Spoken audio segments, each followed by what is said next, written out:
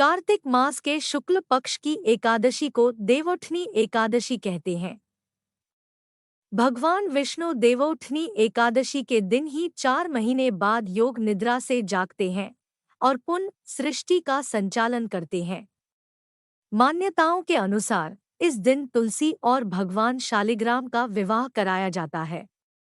इसी दिन से मांगलिक कार्यों की शुरुआत होती है। तो चलिए अब सुनते हैं देवोत्थनी पूर्णिमा की तुलसी विवाह की कथा। तुलसी पूर्व जन्म में एक लड़की थी जिसका नाम वृंदा था। राक्षस कुल में जन्मी यह बच्ची बचपन से ही भगवान विष्णु की भक्त थी। जब वह बड़ी हुई तो उनका विवाह राक्षस कुल में ही दानवराज जलंधर से संपन्न हुआ। राक्षस जलंधर समुद्र से उत्पन्न हुआ था। वृंदा बड़ी ही पतिव्रता स्त्री थी, सदा अपने पति की सेवा किया करती थी।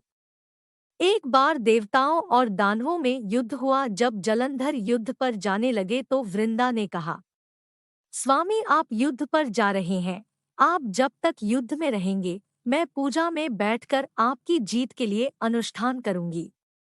जब तक आप नहीं लौट आते मैं अपना संकल्प नहीं छोड़ूंगी। जलंधर तो युद्ध में चला गया और वृंदा व्रत का संकल्प लेकर पूजा में बैठ गई।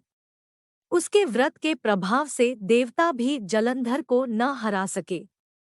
सारे देवता जब हारने लगे तो विष्णु जी के पास पहुंचे और सभी ने भगवान से प्रार्थना की। भगवान बोले, वृंदा मेरी परम भक्त है, मैं उससे छल नहीं कर सकता। इस पर देवता बोले कि भगवान दूसरा कोई उपाय हो तो बताएं, लेकिन हमारी मदद जरूर करें। इस पर भगवान विष्णु ने जलंधर का रूप धरा और वृंदा के महल में पहुंच गए। वृंदा ने जैसे ही अपने पति को देखा तो तुरंत पूजा में से उठ गई और उनके चरणों को छू लिया। इधर वृंदा का संकल्प टूटा, उधर युद्ध में देवताओं ने जलंधर को मार दिया और उसका सिर काटकर अलग कर दिया। जलंधर का कटा हुआ सिर जब महल में आ गिरा तो वृंदा ने आश्चर्य से भगवान की ओर देखा जिन्होंने जलंधर का रूप धर रखा था।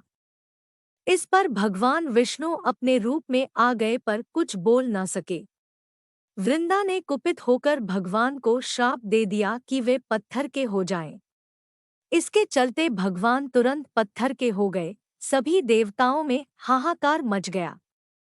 देवताओं की प्रार्थना के बाद वृंदा ने अपना श्राप वापस ले लिया।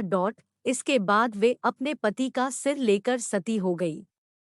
उनकी राख से एक पौधा निकला। तब भगवान विष्णु जी ने उस पौधे का नाम तुलसी रखा और कहा कि मैं इस पत्थर रूप में भी रहूंगा, जिसे शालिग्राम के नाम से तुलसी जी के साथ ही पूजा जाएगा। इतना ही नहीं, उन्होंने कहा कि किसी भी शुभ कार्य में बिना तुलसी जी के भोग के पहले कुछ भी स्वीकार नहीं करूंगा। तभी से ही तुलसी जी की पूजा होने लगी। कार्तिक मास में तुलसी जी का विवाह शालिग्राम जी के साथ किया जाता है। साथ ही देवोत्थनी एकादशी के दिन इसे तुलसी विवाह के रूप में मनाया जाता है।